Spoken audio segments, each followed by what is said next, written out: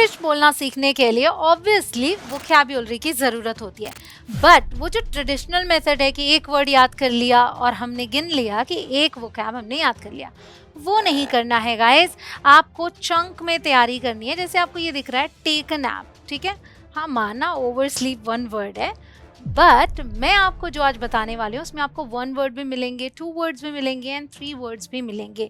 यानी कि आप चंक में तैयार करो और उन्हें सेंटेंस में तुरंत डालो, क्योंकि अगर सेंटेंस में नहीं डाला, सिर्फ और सिर्फ वो कैब याद कर लिया कि अच्छा ये होता है, इसका मीनिंग ये होता है, तो उससे काम नहीं होगा। जब तक आप सेंटेंस में उसे नहीं डालेंगे, उसे सेंटेंस में नहीं यूज़ करेंगे, तब तक आपको बोलना कैसे आएगा। सो गाइस, इंग्लिश बोलने के लिए इस वीडियो में एंड तक बने रहिए। सिर्फ और सिर्फ आपको वोकैब्युलरी फॉर स्लीपिंग नहीं बताने वाली हूँ, vocabulary for something then something then something, अलग अलग चीज़ें, यानी कई कैटेगरी में मैं आपको वोकैब्युलरी बताने वाली हूँ। ऑलराइट, सो अगेन मैं रिक्वेस्ट करती हूँ आपसे कि वीडियो में एंड तक बने रहें, क्योंकि आज आप अपनी इंग्लिश इंप्रूव करने वाले हैं। Hey guys, my name is Kanchan and you are watching me on English connection. तो हमारा सबसे पहला वर्ड है ओवर स्लीप, और इसका मतलब क्या होता है? इसका मतलब होता है ज्यादा देर तक सोना। ठीक है, तो जब आप जितना सोते हो उससे ज्यादा सो गए तो आप बोलोगे आई ओवर स्लेप्ट। ठीक है, क्योंकि पास्ट की बात कर रहे हैं। आई ओवर स्लेप्ट ऑन ट्यूजडे, यानी मैं मंगलवार को ज्यादा देर तक सो गया या सोता रह गया, and was an hour late for work, और ऑफिस के लिए 1 घंटे लेट हो गया। ठीक है, तो जब ज्यादा देर तक सोते रह जाएंगे क्या बोलेंगे? आई over slept today, sorry I over slept today, this way. ठीक है, नाउ टेक अ नैप का क्या मतलब होता है? थोड़ी देर के लिए सोना। ठीक है, थोड़ी देर के लिए सोना। नैप मतलब छोटी नींद हो गया। Alright, he took a nap on Saturday afternoon, यानी वो शनिवार की दोपहर थोड़ी देर के लिए सोया, नैप लिया। ही टुक अ नैप, बहुत लोग बोलते हैं मैंने नैप लिया, इस तरीके से भी आप बोल सकते हैं। सो टेक अ नैप को यूज करें जब आप दोपहर में थोड़ी देर के लिए सोते हैं तब। ठीक है, अच्छा मुझे कमेंट सेक्शन में बता दो, वापस आते हैं यहाँ पे, who takes a nap every day, हर दिन कौन सोता है? बिकॉज बहुत सारे लोगों की दिन में सोने की आदत होती है। ओके, कमेंट सेक्शन में बताओ, वीडियो पॉज करो, बताओ। Okay, now we have fall asleep. Fall asleep का मतलब होता है सो जाना या नींद आ जाना। ठीक है, ऐसे कह सकते हैं, नींद आ जाना। जैसे मुझे नींद आ गई, आई फेल अस्लीप।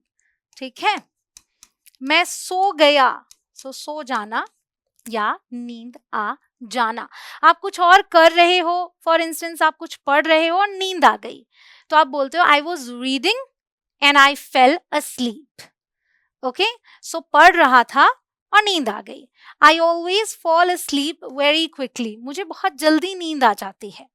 ठीक है, क्लियर। नाउ स्लीप इन का क्या मतलब होता है? एक आपको मैं ट्रिक बताती हूँ, यहाँ पर सीक्रेट कह लीजिए। जब भी आपको, जैसे अभी मैंने यहाँ पे क्यों मीनिंग्स नहीं लिखे हैं, ताकि आप एग्जाम्पल से समझने की कोशिश करें। मीनिंग लिखा नहीं है, आपको ऐसे नहीं समझ आ रहा, एग्जाम्पल हमेशा देखेंगे, एग्जाम्पल से समझ में आ जाता है। हालांकि यहाँ क्योंकि मैंने आपके लिए छोटे छोटे एग्जाम्पल्स लिखे हैं ताकि अच्छे से आपको समझ में आए। We can sleep in tomorrow.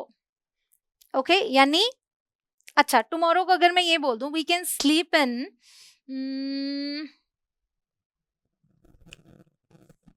On Sunday, अगर मैं ये बोलूं तो कुछ मतलब क्लियर हुआ? We can sleep in on Sunday और ऑन संडे मॉर्निंग। अब देखो, वैसे तो ये थोड़ा ट्रिकी है इसलिए नहीं क्लियर होगा, बट मैं आपको ये बता रही हूँ कि हमेशा एग्जाम्पल को देख लें, समझने की कोशिश करें। इससे क्या होता है कि आपको वो वर्ड हमेशा के लिए याद हो जाता है। जैसे ही मीनिंग पता लगती है, अच्छा मैं सोच ही रहा था, इस वजह से वो याद करना नहीं होता, याद हो जाता है। स्लीप इन का मतलब होता है जितना आप सोते हैं। फॉर इंस्टेंस आप 8 बजे उठते हो डेली, ठीक है, संडे को क्या करते हो? 10 बजे उठते हो, तो that is called sleeping in. ठीक है, तो अपनी जो ड्यूरेशन है उससे देर तक, यानी कुछ पर्टिकुलर डेज पे देर तक सोते रहना। ठीक है, तो यहां हम बोल सकते हैं देर तक सोते रहना या सोना। ठीक है, तो जो आपका रेगुलर टाइम है उससे देर तक. Alright, we can sleep in on Sunday morning, we can sleep in tomorrow. Clear? Now vocabulary for taking off work, यानी ऑफिस से छुट्टी लेने के लिए. Now take a day off का क्या मतलब होता है? एक दिन की छुट्टी लेना. ठीक है, एक दिन की छुट्टी लेना, take a day off. Okay,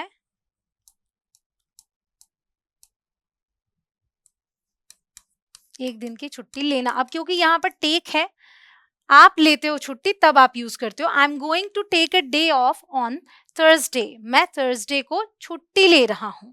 I am going to take a day off, take a day off. ठीक है, अब यहां देखेंगे to be given a day off, यानी कि छुट्टी मिलना. ठीक है, छुट्टी मिलना, यहां पर आपको छुट्टी मिली. He was given a day off, उसे एक दिन की छुट्टी मिली थी as a thank you. ठीक है, थैंक यू के तौर पर for all of his hard work on the big project. So project पर उसने जो हार्ड वर्क किया था उसके लिए उसे एक दिन की छुट्टी मिली या दी गई? He was given, उसे दिया गया. ऑलराइट, सो छुट्टी मिलना या दिया जाना, दिया जाना, क्योंकि यहाँ पर टू बी गिवन है. क्लियर?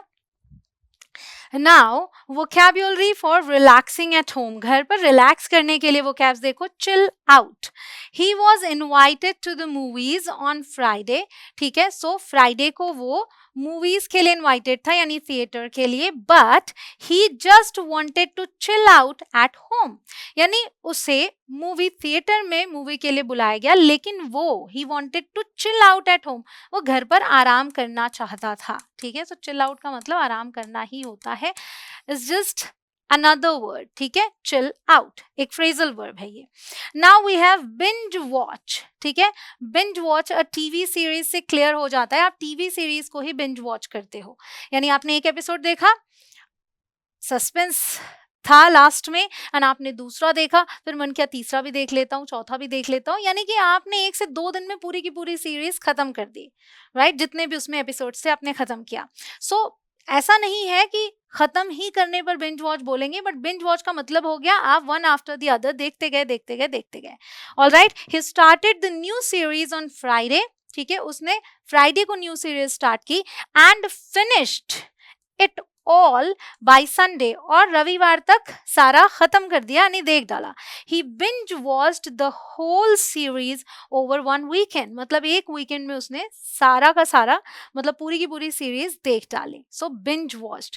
आप भी करते हैं binge watch, I am sure, because मैंने भी 1-2 बार किया है. तो मुझे कमेंट सेक्शन में जरूर से बताना, have you ever binge watched any series? Alright, now we have vocabulary for health, बड़ा जरूरी है.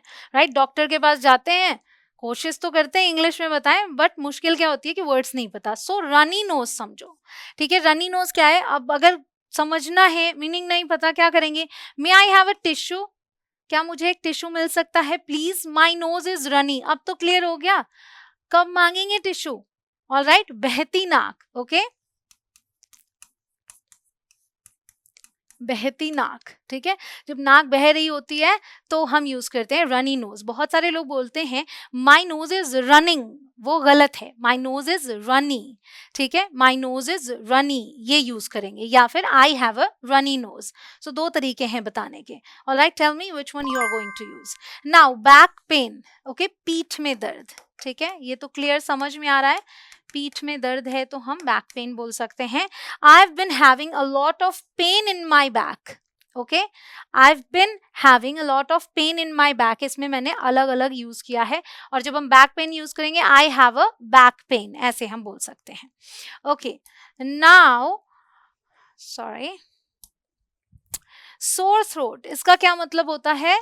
I can swallow anything. देखो sore throat नहीं है, पता नहीं है मुझे, मीनिंग नहीं पता, ऐसे समझ के देखिए. ये देखते हैं, आई कैन swallow anything, मतलब मैं कुछ भी swallow नहीं कर पा रहा हूँ, यानी गले से नीचे नहीं उतर रहा, बिकॉज माई थ्रोट इज सोर, और आई हैव अ सोर थ्रोट, यानी गले में अंदर तकलीफ है, सो गले में दर्द.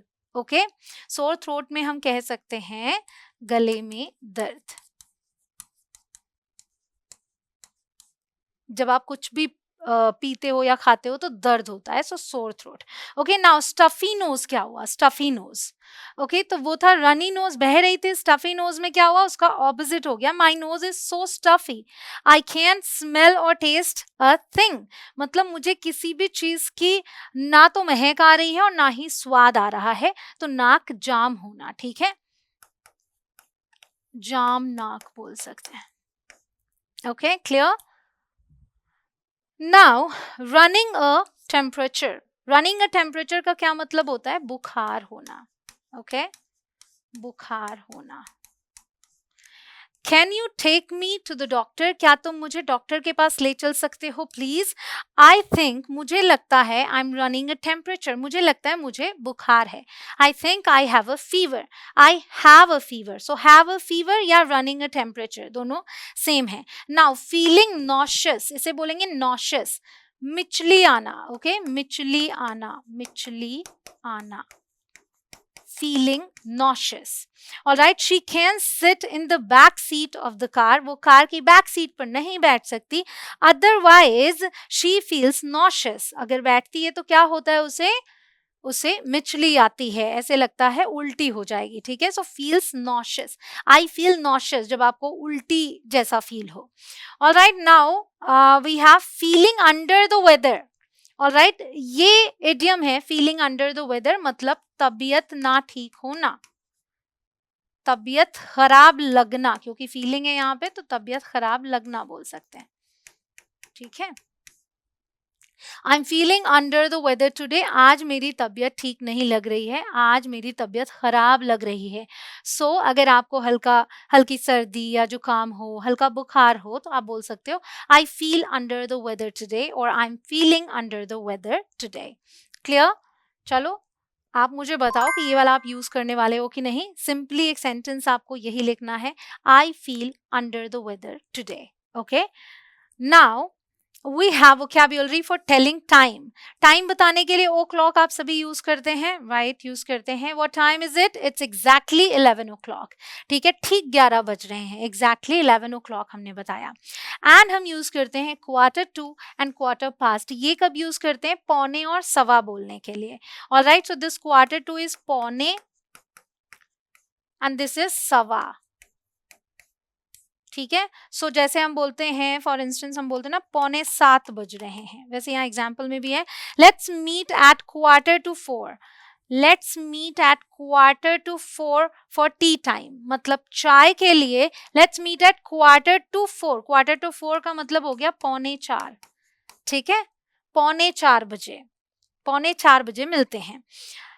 3:45 आप उसे बोलते हो तो इसे क्वार्टर टू 4 बोला जाएगा। हर school starts at quarter past 7 ये हुआ, यानी 7:15, क्या? 7:15, सो उसका स्कूल 7:15 बजे खुलता है, ठीक है। हर school starts at quarter past 7। Okay, clear? Now half past, ये क्या हुआ? साढ़े बोलने के लिए। Alright, so 7:30, half past 7।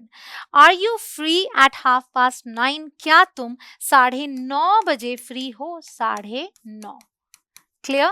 सो जब भी आप घड़ी का टाइम बताएं तो क्वार्टर और क्वार्टर टू, क्वार्टर पास्ट और हाफ पास्ट, ये तो आपको आना ही चाहिए। Okay, now we have vocabulary for cooking, boil. यहाँ हम पहुंच गए गाइस। अगर आपको वीडियो पसंद आ रही है तो वीडियो को लाइक भी कर दें, चैनल को अभी तक सब्सक्राइब नहीं किया तो सब्सक्राइब करके बेल आइकॉन को हिट करें ताकि आप नेक्स्ट वीडियो जो मैं डालूं वो जरूर से देख पाएं। ऑलराइट, बॉयल का मतलब क्या होता है आप सबको पता है? बॉयल का मतलब होता है उबालना। कैसे यूज करते हैं? बॉयल द वाटर, पानी उबाल दो फॉर 5 मिनट्स, 5 मिनट के लिए पानी उबाल लो। Okay, now we have chop finely and chop रफली। चॉप का मतलब होता है काटना, क्या होता है? काटना, है ना, छोटे छोटे टुकड़ों में काटना। तो फाइनली का हो गया कि आप छोटे छोटे टुकड़ों में, फाइन पीसेस में, जो कि क्लियर दिखें, ठीक है, अच्छे से। इसको हम ऐसे लिख सकते हैं, छोटे छोटे टुकड़ों में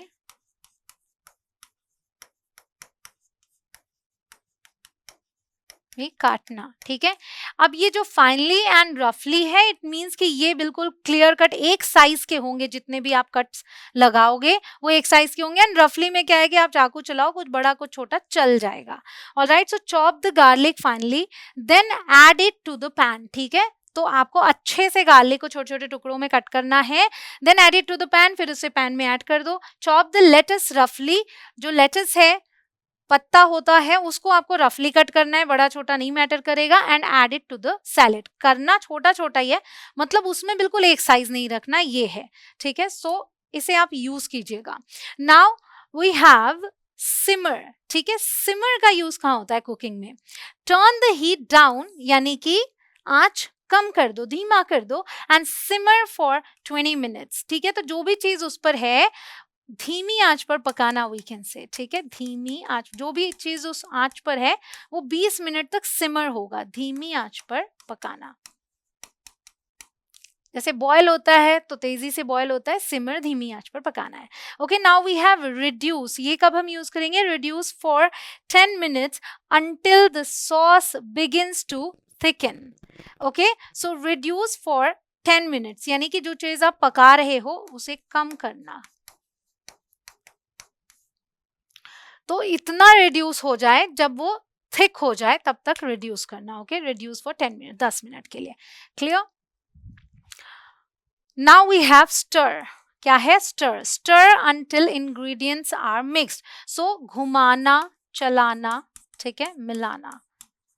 ये हम यूज करते हैं जब हम कोई भी चीज जो कि आंच पे रखी आपने, या वैसे स्टर करना, आपने कड़छी को ऐसे पकड़ा और उसको इस तरीके से घुमाते हैं, घुमाते हैं, घुमाते हैं, that is called stirring. Okay, so कब तक घुमाना है? जब तक सब कुछ मिक्स ना हो जाए, बस घुमाते रहो, stir.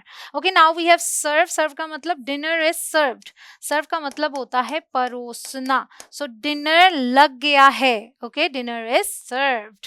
Clear? Now we have vocabulary for bathroom. Take a bath, इसका मतलब होता है नहाना। All right, and take a shower आपको यहाँ दिख रहा है, इसका भी मतलब होता है नहाना। तो क्या फर्क है? दोनों का मतलब सेम है। शावर से नहा रहे तो ये यूज कर लें, अदरवाइज टेक अ बाथ बोल सकते हैं, ठीक है। So I took a bath in the bathtub on Sunday. Okay, तो संडे को मैंने बाथटब में नहाया। And I am going to take a shower, मतलब मैं नहाने जा रही हूँ। तो शावर से नहाएं या जैसे भी नहाएं। So guys, that's all for today. I hope आपको ये वीडियो बहुत पसंद आई हो, ये इन्फॉर्मेशन अच्छी लगी हो। जितने भी आपने वर्ड सीखे, वो कैप सीखे, वो सब के सब आपको सेंटेंसेस में यूज करने। जितने सेंटेंसेस आप क्रिएट कर सकते हैं खुद से, उतने करें। हो सके तो कमेंट सेक्शन में लिखें, जहां मैं चेक भी कर सकती हूँ। और इस वीडियो को अपने फ्रेंड्स के साथ शेयर कर दें। मैं मिलती हूँ आपसे अगले वीडियो में। आप प्रैक्टिस करना बिल्कुल मत छोड़िएगा। एंड अगर आप चाहते हैं मैं ऐसी ही वीडियो और लेकर आऊँ, आप किस पर्टिकुलर कैटेगरी में वो कैप्स चाहते हैं, वो मुझे कमेंट सेक्शन में आप बता देना। ऑलराइट, मिलती हूँ आपसे नेक्स्ट वीडियो में। Till then keep learning, keep smiling. जय हिंद।